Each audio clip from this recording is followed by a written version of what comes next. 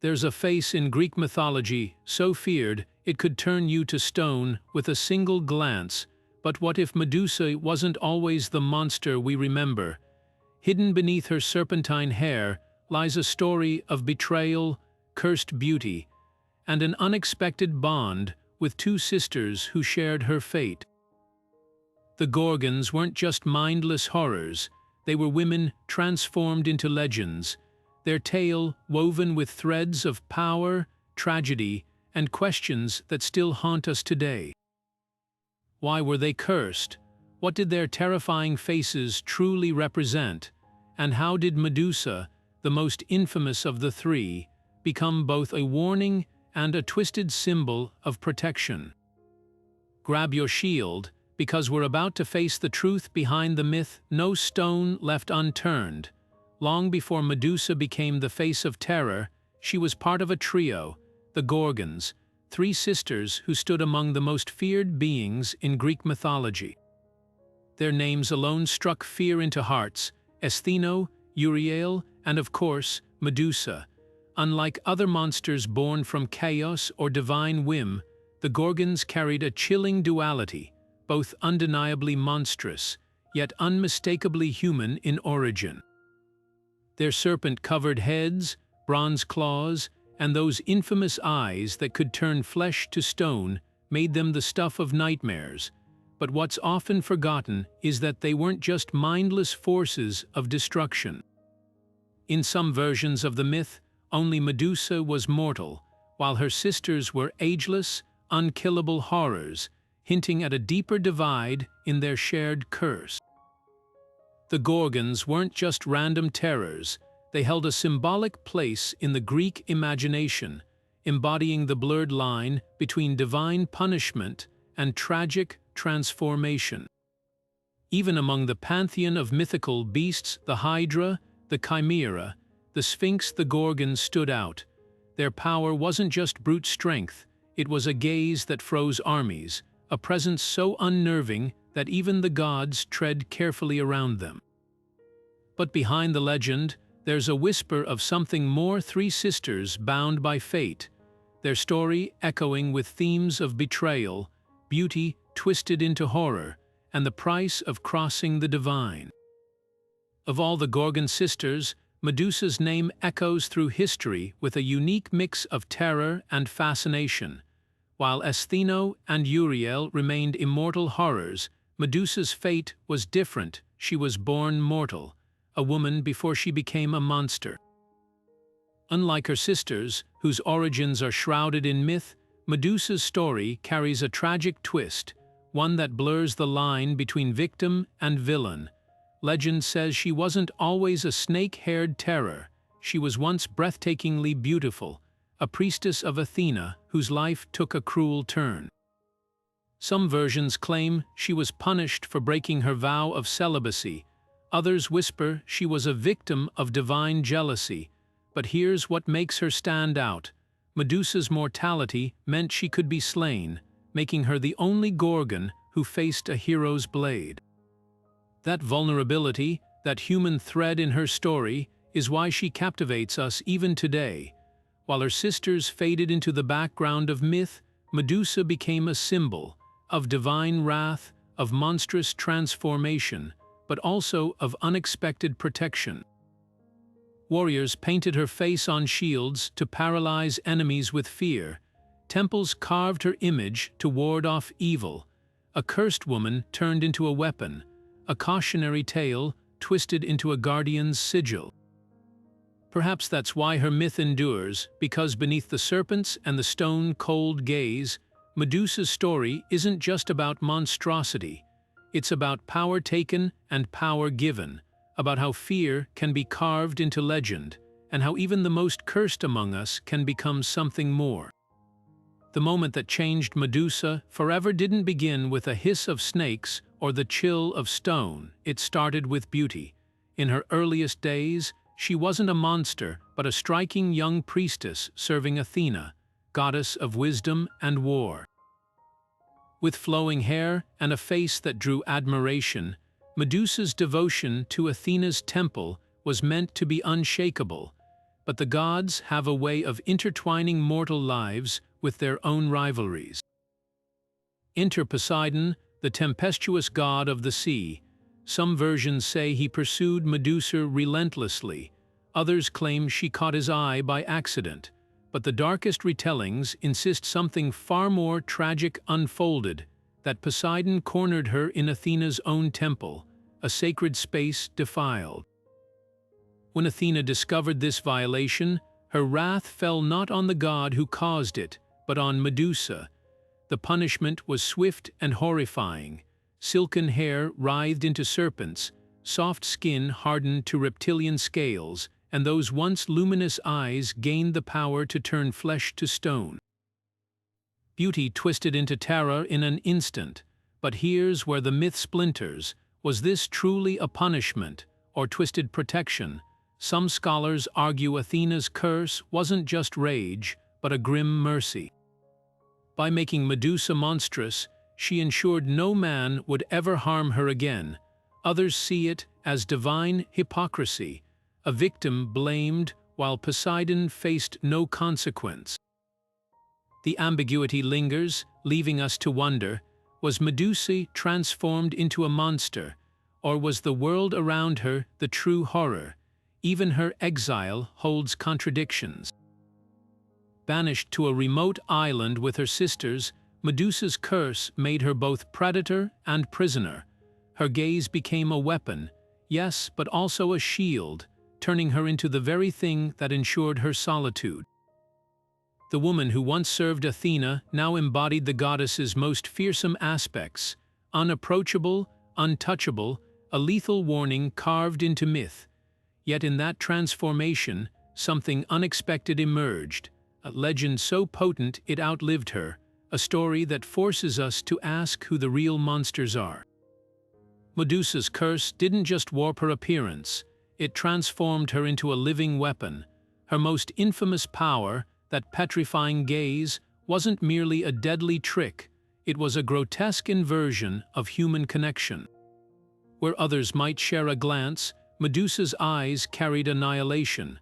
One look, and flesh locked into stone, mid-breath, mid-scream, an eternal prison for anyone who dared meet her eyes. But here's the chilling detail. Some myths suggest she couldn't even control it. The curse weaponized her very existence, turning even accidental encounters into tragedies. Then there were the serpents hissing, writhing extensions of her rage and pain. Unlike her sisters, whose snake-covered heads were fixed horrors, Medusa's living hair seemed to react to her emotions, coiling tight with tension or striking like whips in battle. They weren't just for show. Legends describe them as venomous, capable of delivering fatal bites. Imagine facing not just a gaze that could freeze you, but a crown of deadly creatures acting as her relentless guardians. But her abilities went beyond the physical. Medusa's blood held paradoxical power, fatal in one drop, life-giving in another. When the hero Perseus finally beheaded her, her spilled blood birthed Pegasus, the winged horse, and Chrysaor, a giant wielding a golden sword. Even in death, her body defied mortal logic. Warriors collected her severed head as a weapon, turning her curse into a tool. Athena herself later mounted it on her shield, the ultimate symbol of turning victimhood into unassailable power. What makes Medusa stand out among monsters isn't just her lethality, it's the unsettling humanity in her design. She wasn't a mindless beast. Her powers forced isolation, a cruel mockery of the beauty she once had. Every ability served as both punishment and armor, leaving us to wonder, were these traits meant to make her a monster, or to reveal the monstrosity of those who cursed her? While Medusa's tragic tale often steals the spotlight, her eldest sister Stheno was the Gorgon you truly didn't want to cross. Immortal, unstoppable, and radiating pure fury, Stheno embodied the untamed horror that even gods hesitated to provoke. Where Medusa's story carried notes of tragedy, Stheno was wrath incarnate, a being whose very existence screamed defiance. Ancient texts describe her as the strongest of the three, a whirlwind of bronze claws and serpentine fury who reveled in battle. Unlike Medusa's fatal but fleeting gaze, Stheno's power was relentless. She couldn't be killed, couldn't be reasoned with, and according to some legends, couldn't even be looked at without inviting disaster. Imagine a force of nature wearing a woman's face, her very presence poisoning the air around her.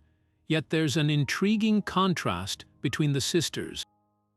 While Medusa's curse stemmed from violation and punishment, Stheno's monstrous form seemed innate, as if she'd never been anything but terror given flesh. Some scholars argue this made her more dangerous without humanity to temper her. She became pure predator. Even after Perseus slew Medusa, Stheno's rage only grew, hunting those who'd wronged her sister with a vengeance that echoed across myths. Her immortality raises haunting questions. What does eternity mean for a creature forged in fury? While Medusa's mortality made her story bittersweet, Stheno's endless existence trapped her in an endless cycle of violence. No peace, no closure, just an undying storm wrapped in scales and spite. Maybe that's why she's less remembered today, not because she was weaker, but because true, unfiltered horror is harder to romanticize. Stheno didn't just kill, she left a legacy of dread so potent. It still lingers in the shadows of her sister's myth. While Stheno embodied raw fury and Medusa became a tragic icon, the middle sister Euryale brought something uniquely unsettling to the Gorgon trio, a voice that could shatter sanity itself. Imagine a scream so potent it didn't just startle you. It unraveled your courage, froze your blood, and left you vulnerable to the claws waiting in the shadows. Where Stheno fought with brute strength and Medusa turned men to stone, Euryale's weapon was sound, a piercing, otherworldly wail that echoed across battlefields like a living nightmare. Unlike Medusa's cursed mortality, Euryale shared Stheno's immortality, making her an eternal force of terror. Ancient texts describe her as the most relentless hunter of the three, using her shrieks to disorient prey before striking. Some legends even claim her cries carried a supernatural weight able to weaken armor, crack shields, or drive warriors to madness before they ever saw her serpent-coiled face. But what's fascinating is how she contrasts with her sisters. While Stheno's rage was direct and Medusa's curse tragic, Euryale's terror was psychological. She didn't just kill, she dismantled courage first, turning battlefields into theaters of dread. And unlike Medusa, whose story often paints her as a victim, Euryale seemed to embrace her monstrous role. There's no record of a human past, no whispered tragedy, just pure, unfiltered lethality. Yet even she had moments that hinted at something deeper. When Perseus fled with Medusa's head, some versions say Euryale's screams shook the heavens, not just in fury, but in grief. A fleeting glimpse of sisterhood beneath the horror. Perhaps that's why she's often overlooked, not because she was lesser, but because her terror was too intimate. Stone and claws are one thing, but a scream that hollows you out, that lingers long after the fight is over. Euryale's legacy lives in the quiet between heartbeats, in the stories where fear isn't just seen, it's heard. And in a pantheon filled with thunder and battle cries, her voice remains one of Greek mythology's most haunting weapons. To understand why the Gorgons were so feared, we need to dive beneath the waves literally. These sisters didn't emerge from nothing. They were born of the sea's deepest horrors, children of the primordial deities Phorcys and Ceto. Picture a realm where the ocean's shadows take shape. Phorcys, the old man of the sea with crab claws and scaled skin, and Ceto, whose name literally means sea monster. Together, they spawned some of mythology's most terrifying creatures, not just the Gorgons, but an entire family of nightmares. This explains why Medusa and her sisters were never ordinary monsters. Their lineage tied them to the chaotic, untamed depths forces older than the Olympian gods themselves. Among their siblings were the Gree, three ancient hags who shared a single eye and tooth, whispering prophecies from the mist. There was Ladon, the 100-headed dragon coiled around the golden apples of immortality, and Echidna, the serpent-tailed mother of all monsters. The Gorgons weren't outliers, they were part of a dynasty of dread, each sibling embodying a different facet of primal fear. Yet even among this monstrous brood, the Gorgons stood apart. While creatures like the Gree symbolized decay and Ladon represented brute strength, Medusa and her sisters carried something uniquely unsettling, a blend of beauty and horror that mirrored the sea's own duality. One moment, calm and mesmerizing, the next, a tempest that could swallow ships whole. Their parentage wasn't just backstory, it was a warning. Born from the untamable depths, the Gorgons weren't mere accidents of nature. They were inevitabilities, as ancient and relentless as the ocean itself. Far from the bustling cities of Greece, beyond even the reach of adventurous sailors, lay the Gorgons' domain, a forsaken island wrapped in perpetual twilight. Ancient texts describe it as a place where jagged rocks bit into storm-choked waters, where the air itself hummed with the unnerving energy of something not meant to be seen by mortal eyes. This wasn't just a hideout, it was a prison dressed as a fortress, a landscape as inhospitable as the sisters themselves. What made this island so chilling wasn't just its remoteness, it was the deliberate symbolism. Greek mythology often used geography to reflect character, and the Gorgons' home was no exception. Perched at the edge of the known world, it existed in literal and metaphorical darkness, a mirror to their exile from humanity. No welcoming beaches or lush forests here, just cliffs that seemed to recoil from the sea, caves echoing with the hiss of unseen serpents. Even the waves broke differently here, as if the ocean itself hesitated to touch its shores. Yet that isolation fed their legend. For heroes and storytellers, the impossibility of reaching the island only deepened its terror. It wasn't a place you could stumble upon. You had to be desperate, foolish, or divinely guided to find it, like Perseus, who needed winged sandals and a god's reflection in his shield just to survive the approach. And that's the cruel irony. The very seclusion meant to contain the Gorgons also amplified their myth. Cut off from the world, they became the world's nightmare, lurking just beyond the maps, in the blank spaces where fear fills in the details. The island's most haunting feature, it left room for doubt. No two accounts describe it exactly the same way. Sometimes a barren rock, other times a place where statues of past victims stood frozen in eternal terror. That ambiguity was its power, because the truth about monsters isn't just what they are, it's where we imagine them to be, and the Gorgons' home, that was the perfect setting for a horror that grew taller with every whispered tale. Perseus didn't set out to slay Medusa for glory. He was backed into a corner. A rash boast from his mother caught the ear of King Polydectes, who saw an opportunity to rid himself of the young hero permanently. The king's demand seemed impossible. Bring back the head of the Gorgon, or watch as Polydectes forced Perseus's mother into a marriage she didn't want. But in Greek mythology, when mortals face hopeless odds, the gods often tip the scales for better or worse. Enter Hermes, the swift-footed messenger god, and Athena, whose grudge against Medusa still simmered.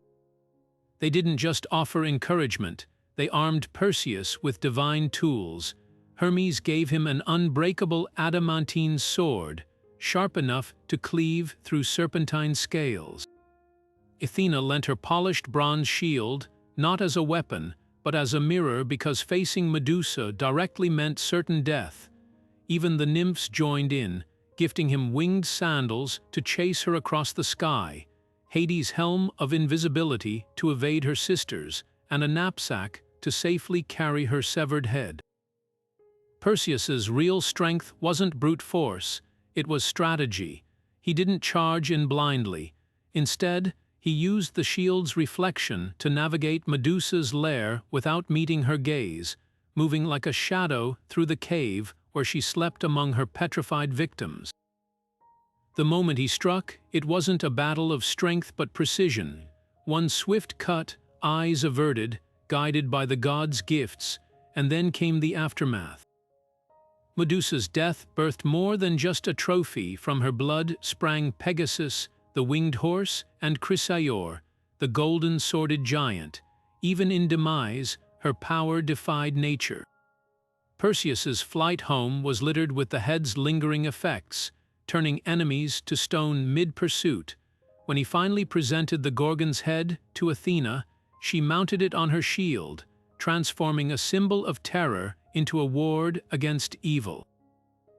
This wasn't just a hero's quest, it was a collision of divine agendas, mortal cunning, and a monster who, even in death, reshaped the world. Perseus won, yes, but the myth leaves us wondering who is truly pulling the strings. Perseus didn't face Medusa empty-handed. The gods equipped him with an arsenal of legendary artifacts, each one tipping the odds in his favor. First came Hermes' winged sandals, shimmering with divine speed. These weren't just for travel. They allowed him to dart through Medusa's lair like a gust of wind, evading her sister's lethal grasp. Then there was Athena's polished bronze shield, its surface gleaming like a moonlit pool. This wasn't a weapon, but a lifeline. Perseus used it as a mirror to navigate Medusa's gaze without meeting her eyes directly, turning her own curse into his advantage. But stealth was just as crucial as speed. Hades' helm of invisibility cloaked him in shadows, rendering him unseen even to the Gorgon's heightened senses. Imagine the tension moving soundlessly past Stheno's razor claws and Euryale's piercing shrieks, every step a gamble. For the final strike, Hermes gifted him an adamantine sword, its edge honed to slice through scales and stone alike. And when the deed was done, that knapsack from the nymphs, vital. It safely contained Medusa's severed head, its petrifying power still potent, but now under his control. Each artifact played a role in transforming an impossible mission into a calculated victory. The sandals granted evasion, the shield provided strategy, the helm ensured surprise, and the sword delivered the decisive blow. Even the knapsack symbolized something deeper, a reminder that power, once claimed, must be handled with care. Together, they didn't just arm Perseus, they redefined what it meant to outwit fate itself. When Perseus' blade struck, Medusa's story didn't end, it multiplied. The moment her head tumbled from her shoulders, her spilled blood gave birth to two beings who would carve their own legends into myth. From the crimson pools surged Pegasus, the winged horse whose hooves would one day kick open the spring of the Muses, and Chrysaor, a giant wielding a golden sword, his name literally meaning golden blade. These weren't just random creatures, they were extensions of Medusa's fractured legacy. Pegasus embodied the paradox of her existence, something monstrous birthing the sublime. A creature of the air, free and untamed, where she'd been bound to stone and shadow. His wings carried him beyond the island's sorrow, symbolizing how even the darkest curses can give way to unexpected beauty. Meanwhile, Chrysaor represented the unyielding violence still tied to her blood, a warrior born fully armed, his golden sword flashing like the last echo of her petrifying gaze. The symbolism here is impossible to ignore. Medusa's death didn't erase her, it dispersed her essence into new forms, each reflecting different facets of her myth.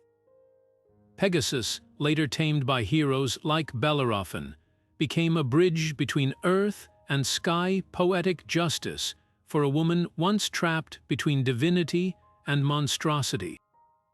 Chrysaor, though less celebrated, carried her fierceness into battles far from the Gorgon's lair. Even in death, Medusa's influence rippled outward, proving that some legends don't end, they evolve.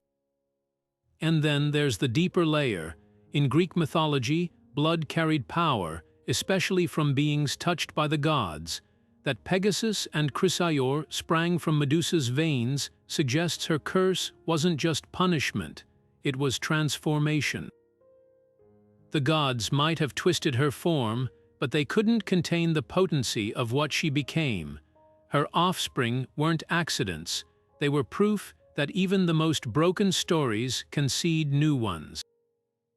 With Medusa's head secured in his divine knapsack, Perseus didn't just carry a trophy, he wielded a weapon capable of rewriting fate itself. His first test came at the edge of the world, where the Titan Atlas held up the heavens. When Atlas refused him shelter, Perseus didn't draw his sword, he simply unveiled the Gorgon's gaze.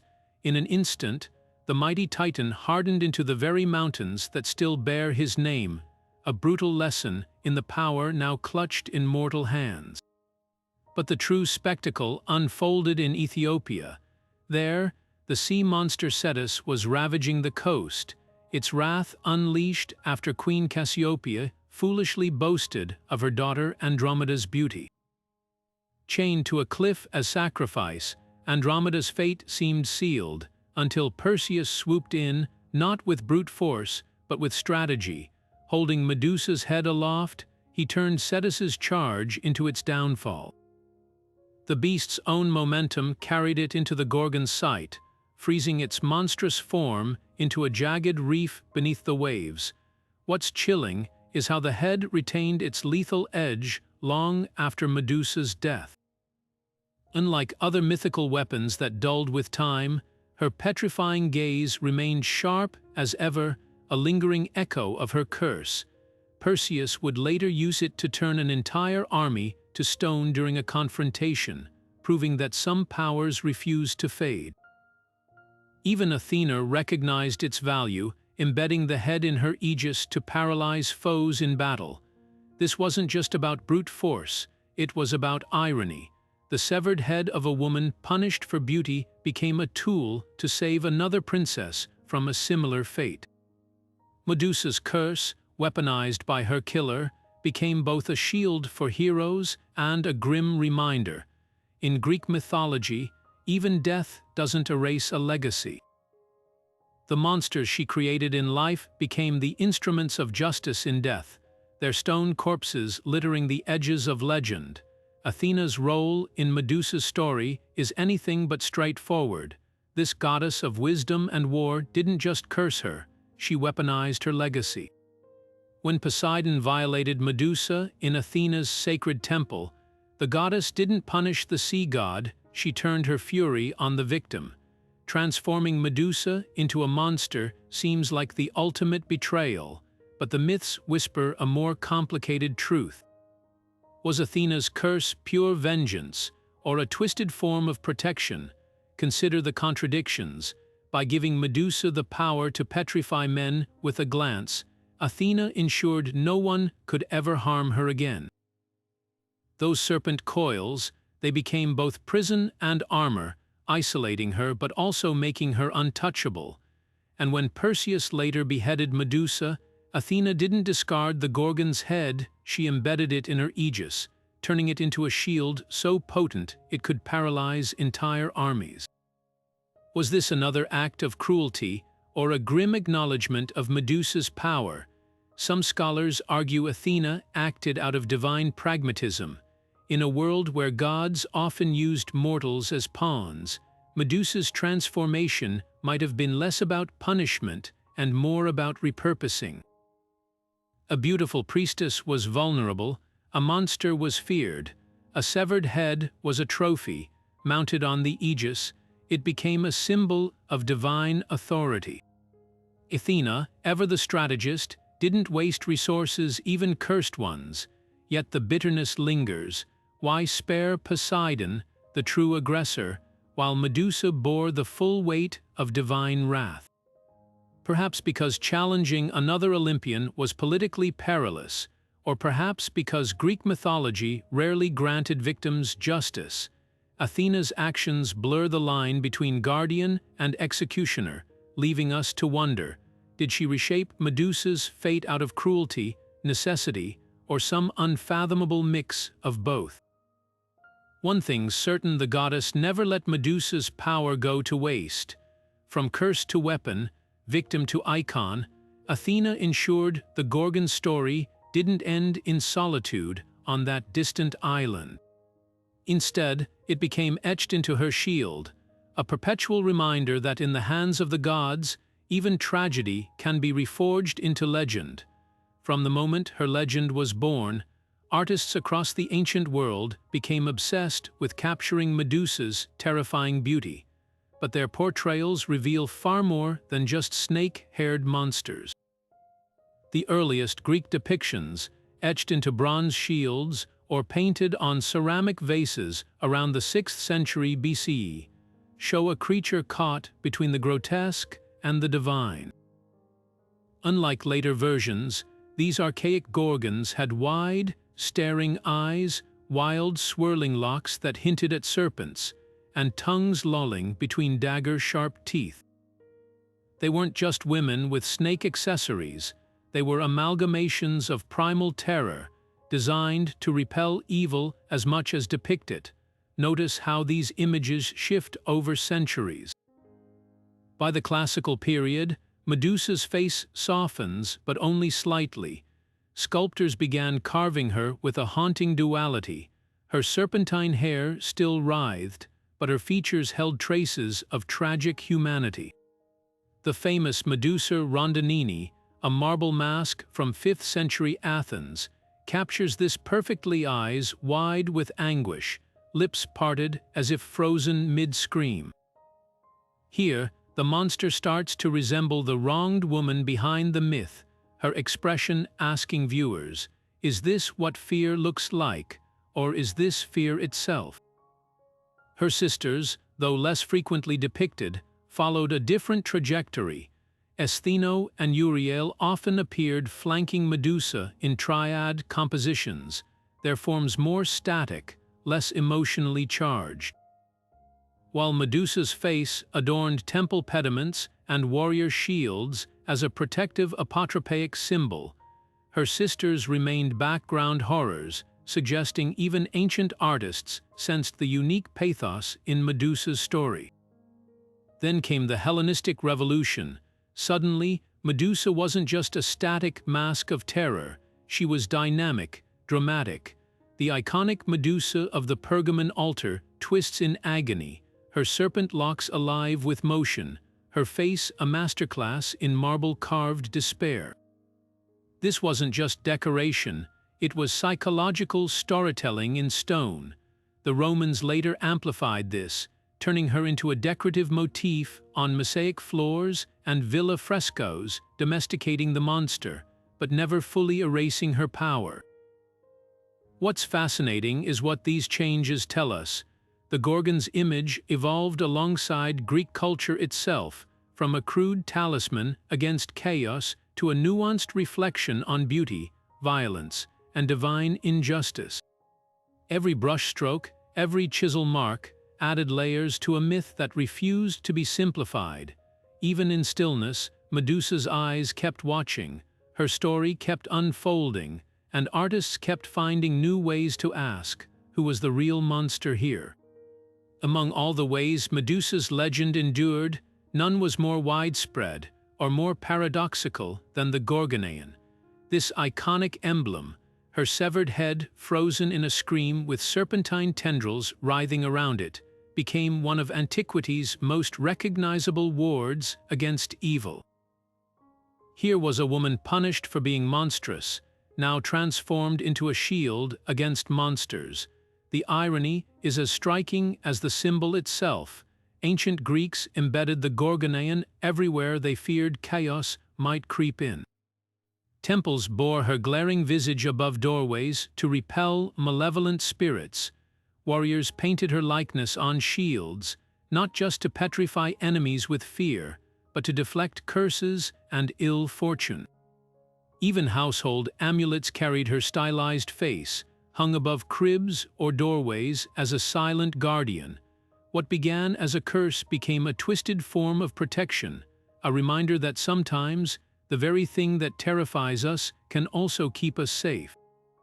But the Gorgoneion wasn't just practical, it held layers of meaning. The open-mouthed grimace, a blend of agony and defiance, mirrored the Greek belief that confronting horror could neutralize its power. By wearing or displaying Medusa's image, they acknowledged danger while asserting control over it. Even her serpents played a role, symbols of rebirth and regeneration in other cultures. Here they coiled into a warning. The most famous example, Athena's aegis, the goddess's own battle shield, where Medusa's head took center stage. It wasn't just decoration, it was divine strategy. A single glance at the Gorgoneion could stagger foes, turning Athena's shield into both weapon and bulwark.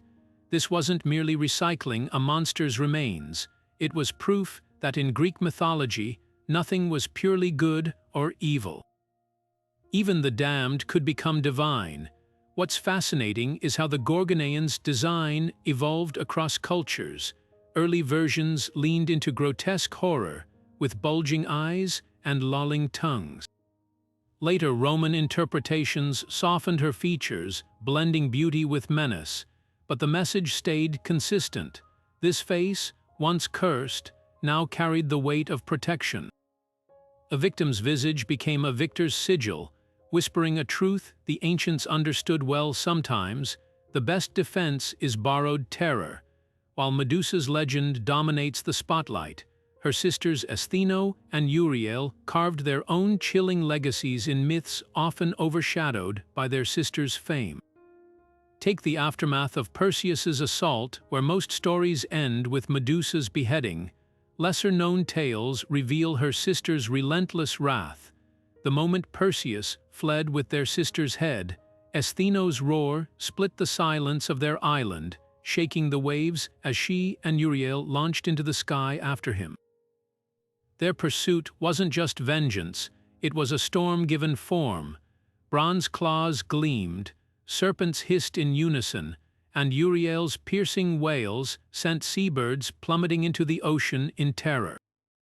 Yet the myths tease an intriguing twist. Even immortal Gorgons had limits.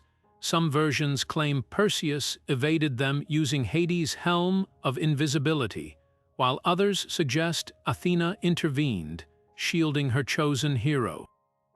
But the most haunting accounts insist the sisters let him go, not out of weakness, but strategy.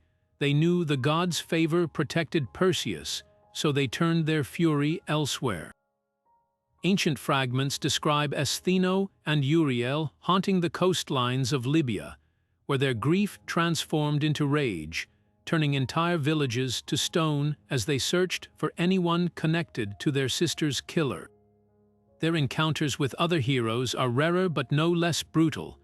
One obscure hymn tells of the Argonauts narrowly escaping Euryale's scream as they sailed past the Gorgon's island, her voice shattering their oars before Athena's wind filled their sails. Another tale describes Stheno facing down the giant Orion, her claws outmatching his strength until Artemis herself intervened. What's striking is how these moments mirror Medusa's duality, fearsome yet tragic, monstrous yet bound by sisterhood. Their stories may be fragmented, but the pattern is clear. Stheno and Euryale weren't mere footnotes. They were forces of nature, their narratives woven with themes of loyalty, loss, and the price of immortality. Unlike Medusa, whose end birthed new legends, they endured, forever chasing, forever mourning, their voices echoing where myths dare not follow. Modern retellings of Medusa's myth have taken her from a monstrous cautionary tale to something far more powerful, a rallying cry for women who have been silenced. Today, her story resonates not as a warning about female rage, but as a testament to it. Scholars and activists alike point to the parallels between her punishment and the real-world experiences of survivors blamed for the violence done to them, transformed into something other to justify their suffering. That twist of fate, where victim becomes villain, feels painfully familiar even now. The shift in perspective is striking, where ancient art framed Medusa as a terrifying aberration. Contemporary reinterpretations highlight her humanity. Feminist readings of the myth zero in on Athena's betrayal, how a goddess supposedly dedicated to wisdom punished the abused rather than the abuser. Medusa's serpent hair, once a mark of monstrosity, gets reclaimed as a crown of defiance. Her petrifying gaze, not a curse, but a refusal to be looked at without consent. Even the way Perseus avoids her eyes takes on new meaning. It's not bravery if you can't face her directly. This symbolism has spilled into movements advocating for survivors. The #MeToo era saw Medusa's image revived in protests and art, her face emblazoned on signs and murals as a shield against victim shaming. Italian protesters in 2018 draped her likeness over courthouses after a rape trial where the victim's behavior was scrutinized more than the perpetrators. The message was clear: when systems fail, the monstrous woman becomes her own defense. Yet the reclamation isn't unanimous. Some argue that celebrating Medusa's rage risks romanticizing trauma, or that divorcing her from mythic context oversimplifies ancient storytelling. But perhaps that tension is the point. Medusa's power lies in her duality, the way she can be both warning and warrior, both the silenced priestess and the voice that still hisses centuries later. Her story, once wielded to frighten, now demands a harder question: who's really the monster when the victim's anger is scarier than the crime? What's undeniable is her endurance. From ancient amulets to modern murals, Medusa's image adapts but never fades. She's become a mirror, reflecting whatever a culture fears or needs to see. And right now, what we're seeing is a woman who turned the gods' punishment into armor, proving that even the most twisted curses can be rewoven into something unbreakable. Freud's analysis of Medusa takes us down an entirely different path, one where snakes and stone aren't just myth, but manifestations of deep-seated human fears. In his 1922 essay, the father of psychoanalysis proposed a startling theory. Medusa's severed head wasn't just a monster's relic, it symbolized castration anxiety, the unconscious terror of losing power. Those writhing serpents, Freud saw them as displaced representations of male dread, with Medusa's gaze embodying the ultimate punishment for desire. This interpretation spins the myth into a psychological mirror. Ancient warriors who recoiled from her face weren't just afraid of turning to stone. They were confronting a primal fear of emasculation. Even Perseus's tactics took on new meaning under Freud's lens. Using a mirrored shield to avoid direct eye contact wasn't just strategy. It was avoidance of the very thing that threatened his sense of self. But here's where it gets complicated. Modern critics argue Freud's reading reduces Medusa to a passive symbol in male psychology, ignoring her own trauma. Why frame her power as merely a reaction to male fear, rather than an entity unto itself? Yet others counter that Freud inadvertently spotlighted a truth the ancients knew, that myths aren't just stories, but reflections of our deepest anxieties. Today, this duality makes Medusa's image resonate in unexpected ways. Pop culture repurposes her as an emblem of female rage reclaiming agency, while Freud's shadow lingers in analyses of media. Tropes think femme fatales or horror villains whose power stems from violating societal norms.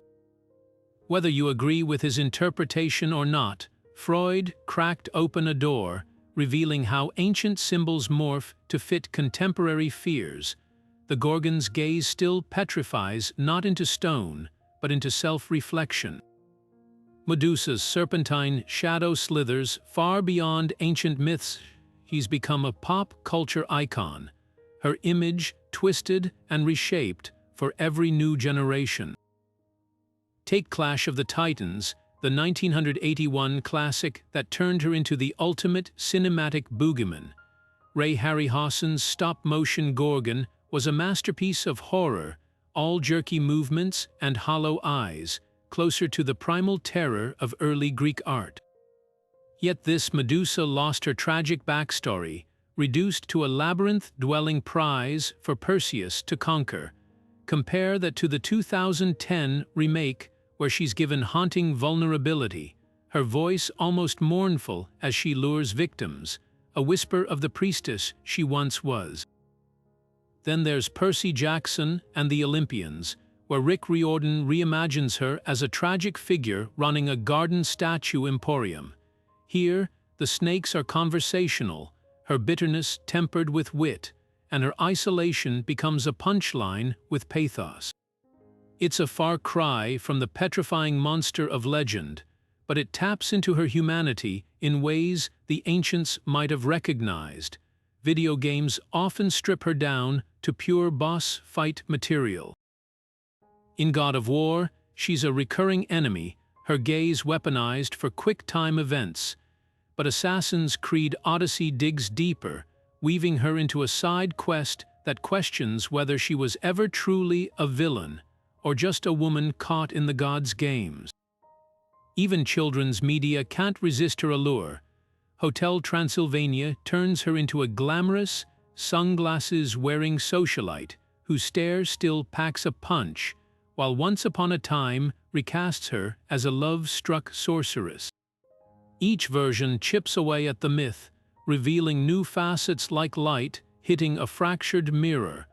What's fascinating is how these adaptations reflect changing attitudes. The monstrous Medusa of mid-century cinema mirrored fears of female power, while modern takes often frame her as a survivor.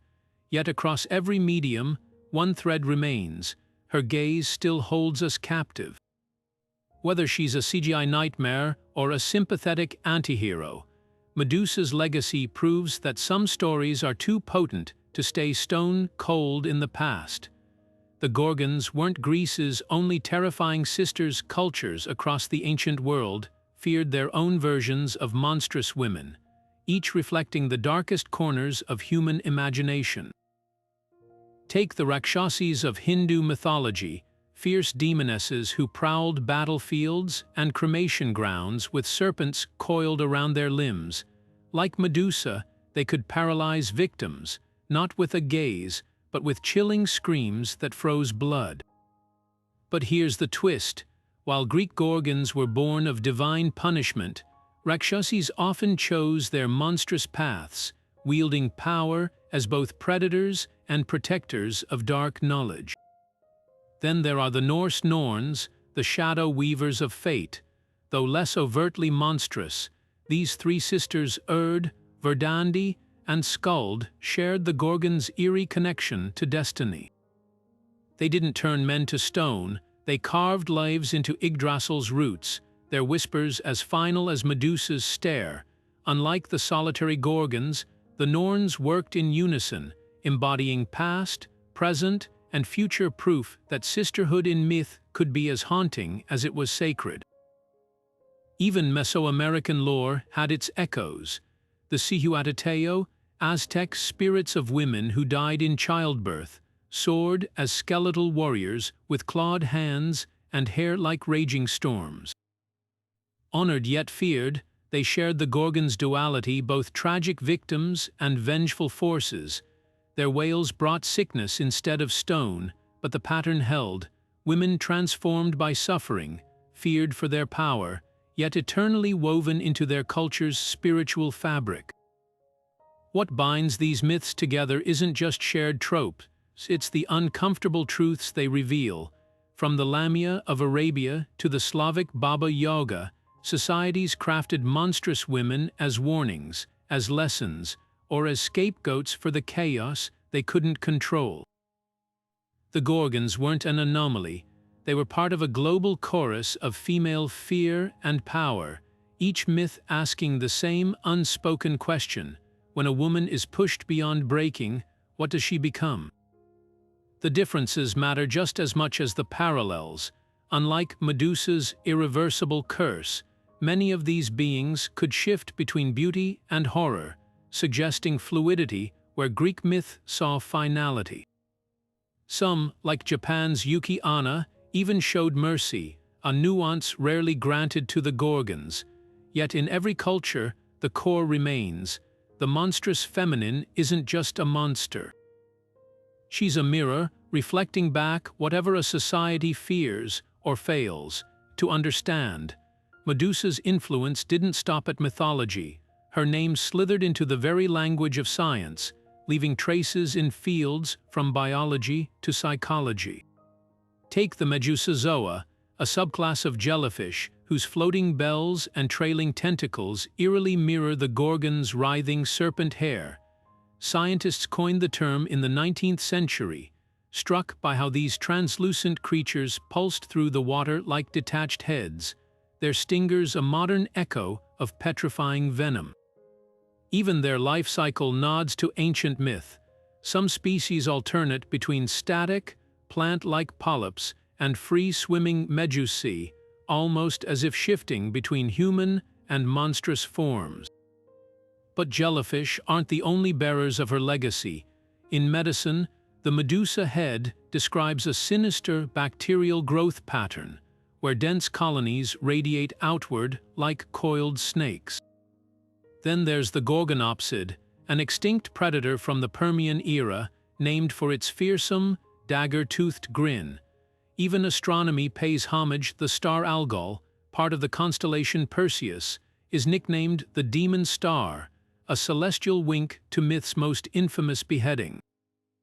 What's fascinating is how these names reveal our subconscious connections. A jellyfish doesn't choose to resemble Medusa, yet humans instinctively link its otherworldly grace to ancient terror. Science, often seen as myth's opposite, borrows her imagery to describe nature's most enigmatic creations. Whether it's a microbe's lethal spread or a fossil's frozen snarl, Medusa's legacy persists not as superstition, but as shorthand for the awe and unease she still inspires. And it's not just Latin labels. Everyday language teams with Gorgon references. Call someone stony-faced and you're invoking Medusa's curse. Describe a glare as petrifying, and her myth breathes anew. These aren't accidents. They're proof that some stories sink deeper than history, shaping how we articulate fear, power, and the line between beauty and danger. The next time you spot a jellyfish drifting through azure waters, remember, even science bows to the enduring grip of a well-told tale. Medusa's myth isn't just a tale of monsters and heroes. It's a haunting reflection of the ethics that shaped ancient Greek society. At its core, her story forces us to confront uncomfortable questions about justice, power, and who gets to decide what makes someone a villain. The gods punished Medusa, but was her transformation truly deserved? Or was it a brutal example of how divine whim could rewrite a mortal's destiny in an instant? The theme of victimhood echoes loudly here. Medusa's fate hinges on a crime she didn't choose violated in Athena's temple. then transformed into a monster by the very goddess she served.